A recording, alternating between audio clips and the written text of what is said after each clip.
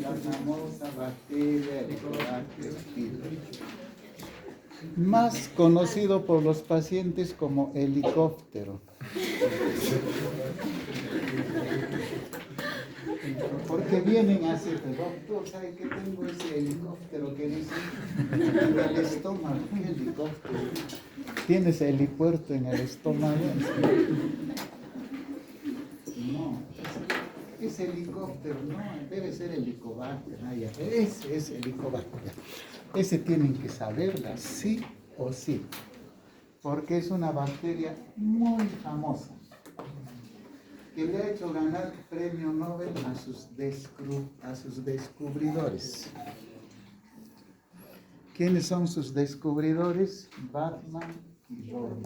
O sea, los dos de Marvel, creo que es una de las series. Cuya última serie, ¿cuál es? Está dando en los Simpsons. Eso sí les pregunto y estoy seguro que me los van a decir. Bueno, también de eso hay que saber, por si acaso, si no sabemos de eso, no podemos. Bien, miren, descubierto por estos señores, publicado en un Lancet del año 1984. En el examen va a venir eso. ¿En qué revista, en qué fecha y en qué año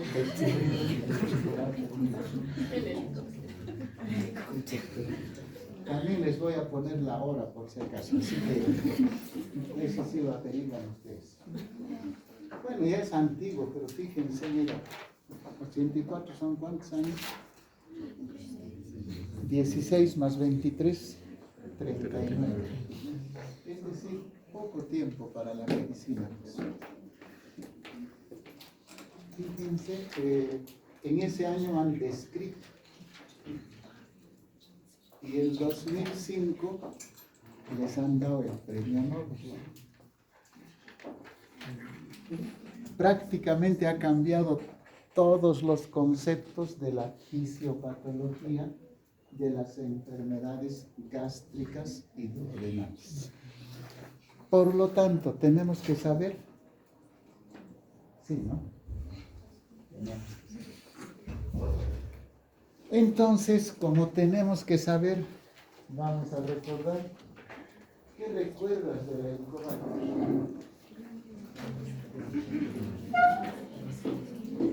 Dinos, ¿qué recuerdas del Helicobacter? ¿Algún recuerdo así vago que tengas? Curso de microbiología, ya lo han hecho.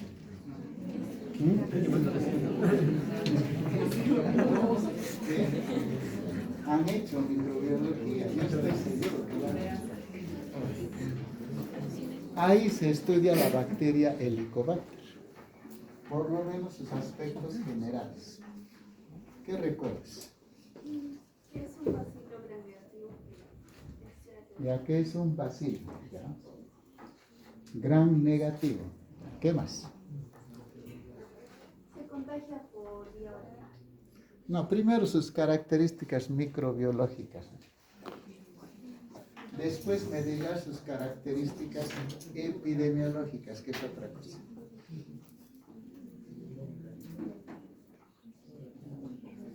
Ya no le haremos sufrir a mi compañero. Léelo nomás eso.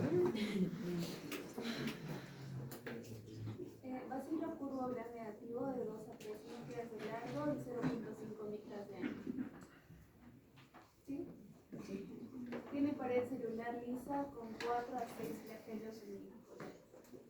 Tiene un elevado porcentaje de ácidos grasos saturados de 14 carbonos.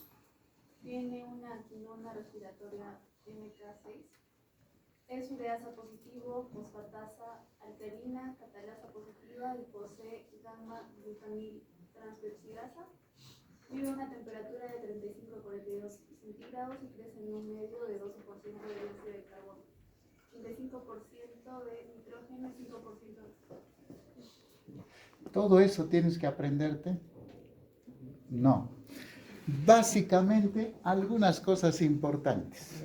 Una, ureasa positiva. Fundamental conocer esa característica porque eso nos va a explicar por qué produce enfermedad. Y dos, vive. ¿Dónde vive? En un ambiente con 85% de nitrógeno. ¿Y el estómago tiene ese ambiente? No. El estómago tiene ambiente ácido. Y entonces uno dice, ¿por qué vive en el ácido esta bacteria? Vive en el estómago esta bacteria, si el ácido no le es amigable.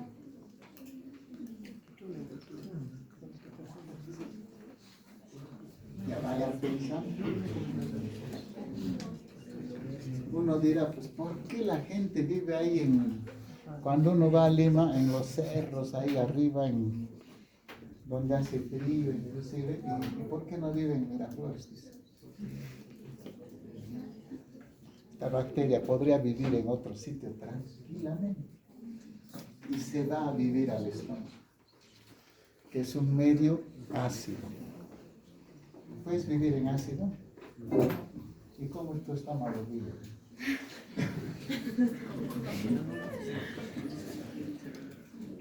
Ya, piensen por qué. Ya lo ha dicho, una bacteria muy frecuente. Ciertas estadísticas pueden llegar a decir que en países como el nuestro puede llegar hasta el 90%. Es decir, es una infección bastante común. Una estadística de una tesis hecha hace 3 años, justo acá al ladito, donde toda la ribera del río Guatanay, hay poblaciones, ¿no?, que viven allí. Entonces, algunos de nuestros compañeros que ahora ya es médico especialista, pero no de gastro, es de otra especialidad, específicamente compañeras, digamos, que es una doctora, descubrió que el 93% de esa población tenía Helicobacter pylori. Casi toditos. Entonces uno diría, los alumnos de la Universidad Andina tendrán lo mismo, que ustedes comen acá cerquita sus salchipapas, ya estarán colonizados por el Helicobacter pylori y tendrán su helipuerto. Y en los países desarrollados, menos frecuente, 20 a 40%. En Estados Unidos, Europa, Australia, 20 a 40%. Poco común. Bien, esta bacteria,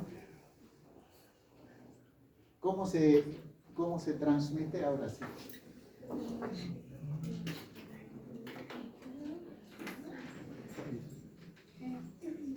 La bacteria se transmite por vía fecal, oral u oral. Uno de los reservorios más probables es el agua contaminada y los alimentos de dudosa preparación. ¿Cómo creen que será el agua que toman por acá? La chicha morada que se preparan de allá afuera. ¿Toman eso o no? Felizmente. Precavidos, dice, traen su agua embotellada. Está bien. Los felicito. Por no verlos no van a tener Helicobacter.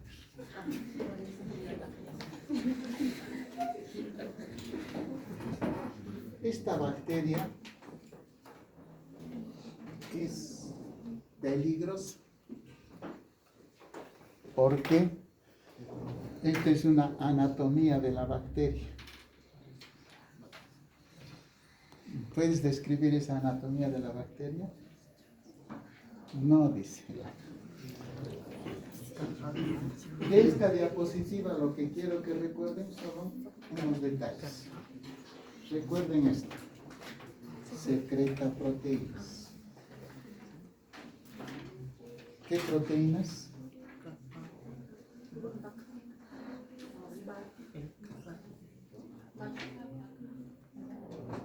Ya, vaca, pero seguidito léelo. Vaca, ¿no es cierto? Ya, la otra.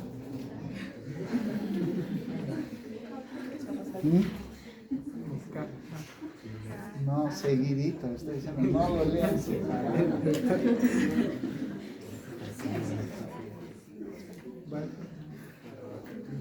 O cuando decimos Universidad Andina, decimos Andin A, no digo así.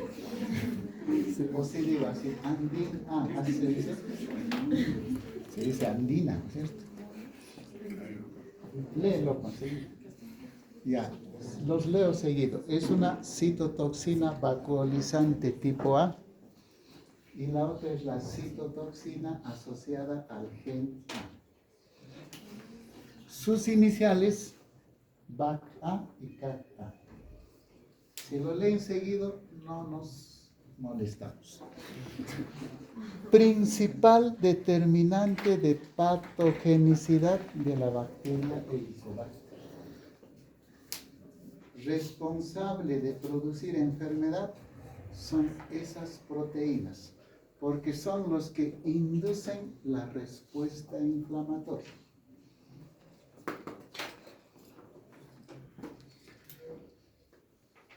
Otro elemento importante, el metabolismo del nitrógeno. ¿Recuerdan en qué ambiente vive 85% de nitrógeno? Que el estómago no le da. Pero gracias a la ureasa, ¿recuerdan?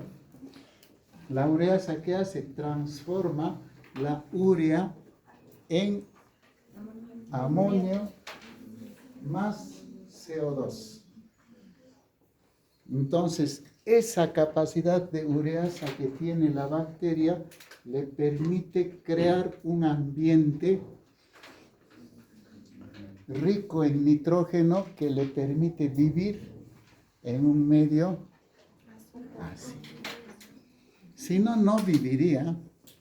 Si no tuvieras ureasa, ese es el alquiler de la bacteria. El estómago le cobra, dame ureasa, le dice. Ese es su alquiler. Ya no se olviden los otros, vendrán en el examen, pero estoy diciendo son los dos determinantes más importantes de enfermedad por Helicobacter pylori. Flagelos, factores de adherencia, lipopolisacáridos, todo ello en conjunto tiene que ver con producción de enfermedad, pero sobre todo dos condiciones. Uno, en primer lugar, la producción de esas citotoxinas que inducen respuesta inflamatoria. Bien, entonces este es un resumen más o menos de cómo el Helicobacter viene por el agua contaminada, se instala a nivel del antro del estómago primariamente, no invade el epitelio, se mantiene externamente. Si ustedes ven el Helicobacter solamente se mantiene externo y lo que lo hace patogénico fundamentalmente es la producción de estas dos proteínas. ¿Cuáles? BAC-A y por ahí está la CAC-A.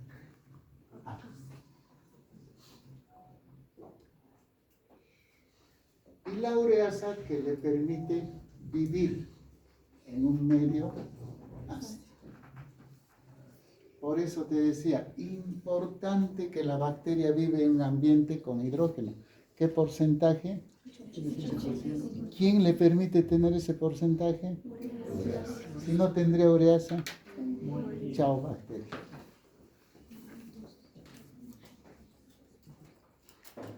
Las otras, adhesinas, lipopolisacáridos, lipasas, etc. Pero no me voy a cansar de repetir las dos citotoxinas más importantes. ¿Repetimos? Leen.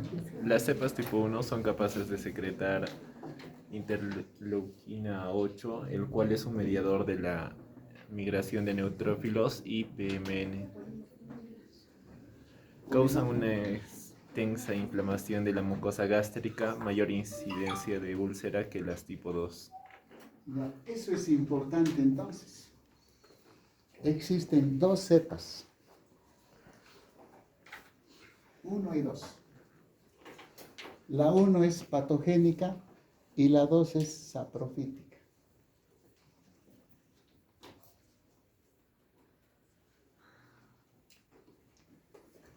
Entonces, ¿qué crees que produce la patogénica?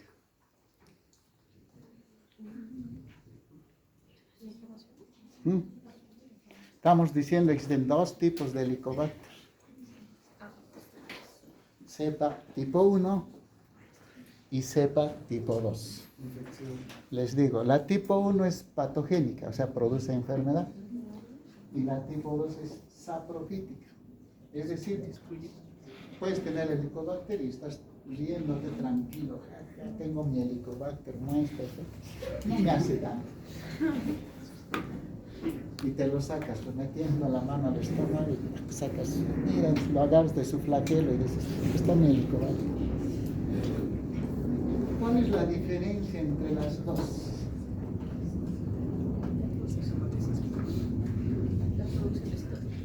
La producción de esos, por lógica, ¿no? Así quiero que piensen ustedes. Entonces, la cepa tipo 1 tiene la capacidad, los genes para producir las proteínas CAG-A y BAC-A. ¿Y la cepa 2? No. Entonces, ¿todos los Helicobacter pylori son malos? No. Solamente aquellas cepas tipo 1. Eso es lo que quiere decir esa diapositiva.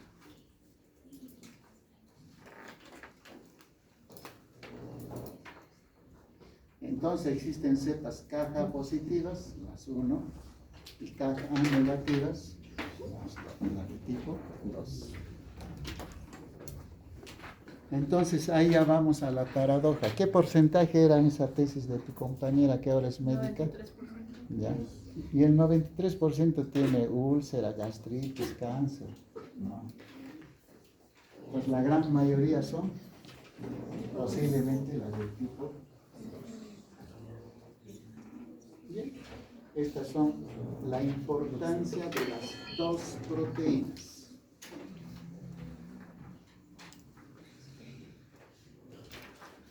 Entonces, ¿qué produce el Helicobacter? O sea, ¿cabe la posibilidad de que la cepa 2 se pueda volver en cepa 1 por algún factor médico? Generalmente no, porque es gen de la bacteria. Bien, al final de cuentas, ¿por qué es importante el helicóptero? Porque en su evolución natural puede producir enfermedad, pero ¿quién? Cepa 1, no todos, ¿no? Entonces, cuando hay pacientes que vienen a la consulta, tienen que tratar, hay pacientes, ¿no? 5 tratamientos para Helicobacter, todos desesperados, ¿sabes? Ya no sé qué hacer con mi Helicobacter, voy a tener cáncer. Porque en el internet no leen, pues productor de cáncer, ¿no? Y entonces desespera prácticamente al borde del suicidio. Entonces, ¿qué le vas a explicar? Que de repente tienes la cepa 2, tranquilízate. Entonces la pregunta es, ¿y cómo sé que tengo el tipo 1 o tipo 2? Cultivo y estudio genético. No está disponible en los laboratorios habituales. Entonces siempre nos quedamos con la duda, ¿tendrás el malo o el bueno? Con suerte el bueno. Ya, todo esto produce el Helicobacter, gastritis aguda, gastritis crónica, con sus diferentes formas de gastritis, úlcera duodenal, úlcera gástrica, cáncer de estómago y un denominado linfoma malo. es decir, es una bacteria peligrosa. Y ustedes están viendo ahí en circulitos los porcentajes. Pero nos estamos refiriendo al Helicobacter malo, al tipo 1. Porque el tipo 2 no tiene esa. Por eso es importante. Y lo peor es que la enfermedad no se da en poco tiempo. Pueden pasar 20, 30 años. Entonces te diré, ¿qué porcentaje de pacientes infectados por Helicobacter cepa tipo 1 hacen úlcera gástrica? 50-80%. Ya, está bien. ¿Qué porcentaje hace el linfoma tipo mal? Ya. ¿Qué porcentaje hace gastritis crónica? Casi todos. Entonces ya tienes tu gastritis crónica. Por eso es importante el Helicobacter. ¿Y cómo lo diagnosticamos?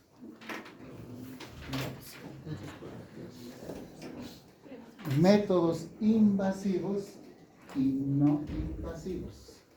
¿Cuál escogerías para diagnosticar tu Helicobacter pylori? No invasivo. Ya, perfecto. Léenos los no invasivos. Serología, test del aliento y antígenos. Ya. Pero tú eres masoquista, dices endoscopía. ¿Cuáles son los métodos invasivos? Prueba de ureasa, histopatología y cultivo. Y entonces uno dice, ¿cuál es el mejor de todos?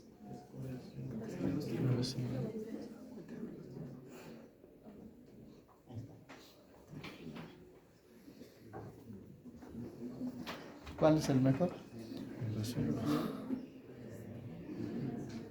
La histología, el cultivo. Y eso requiere biopsia. Entonces, así no quieras hacerte endoscopía, lo mejor es la biopsia. Pero existen otros métodos, ¿no?, que los utilizamos de vez en cuando, el test del aliento sobre todo.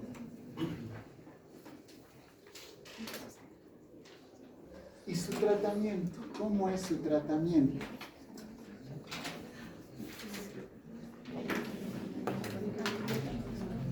Su tratamiento es sencillo, fácil.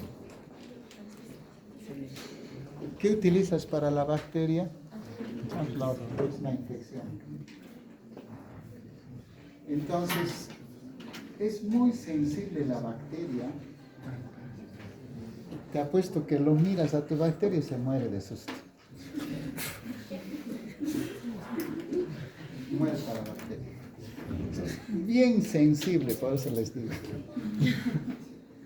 El problema es la resistencia y el problema es que el antibiótico llegue a un medio ácido.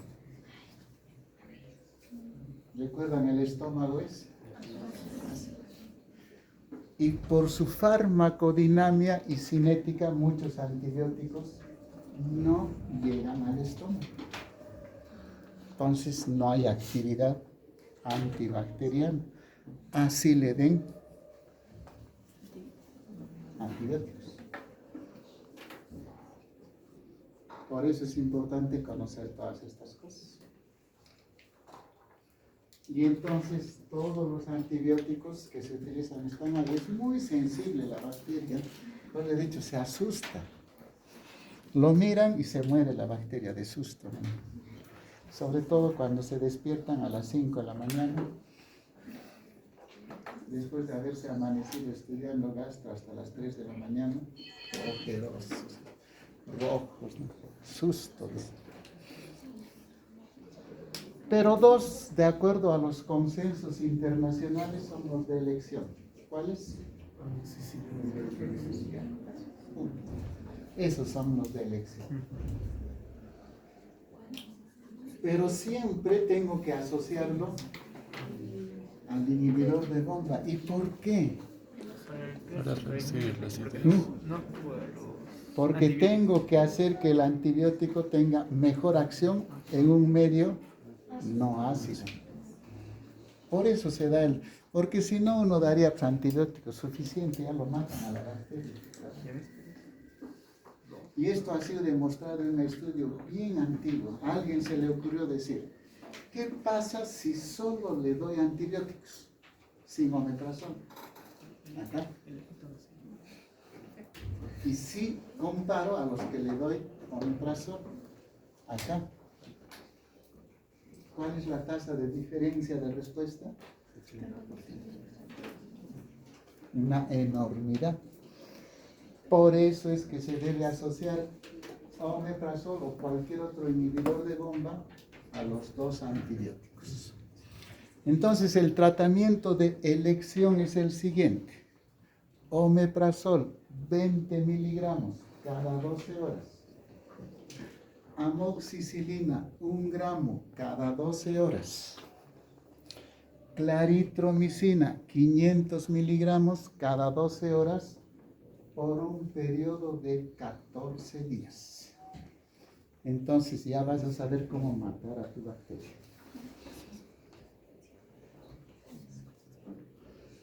Si no hay respuesta, ya lo mandan al especialista. Le daremos otras cosas, otras alternativas que ya se pueden estar determinando. Todo lo resumen. Si les digo, lean eso, se me van a marear. Doctor, omeprazol cada 12 horas, 20 miligramos. 20 miligramos, y en casos, pero no es de acción irreversible y con la vida media de la célula. Claro, es que los estudios han demostrado que esa dosis es la mejor.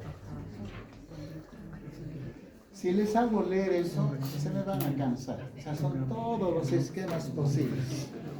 Pero ¿quién los maneja? El especialista. Aunque ustedes sepan lo más importante. Todo, ¿no? Es el anterior. Pero esto sí tienen que saber quiénes tratar. ¿A todos tienes que tratar? No. Lo ideal sería identificar cepa 1, cepa 2. ¿No?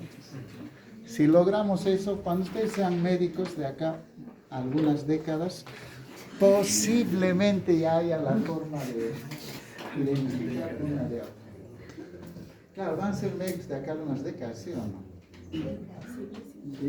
No, pues, se gradúan de acá 3 años, de acá 10 van a ser médicos. De acá salvo que se mueran, ¿no?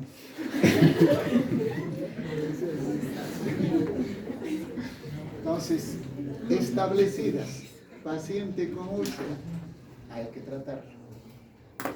Solo con antecedente de úlcera, hay que tratarlo. Con diagnóstico de linfoma, hay que tratarlo. Después de resección de un cáncer de estómago, hay que tratarlo. Y dispepsia no investigada. Ahí sí tienen que tratar sí o sí la bacteria.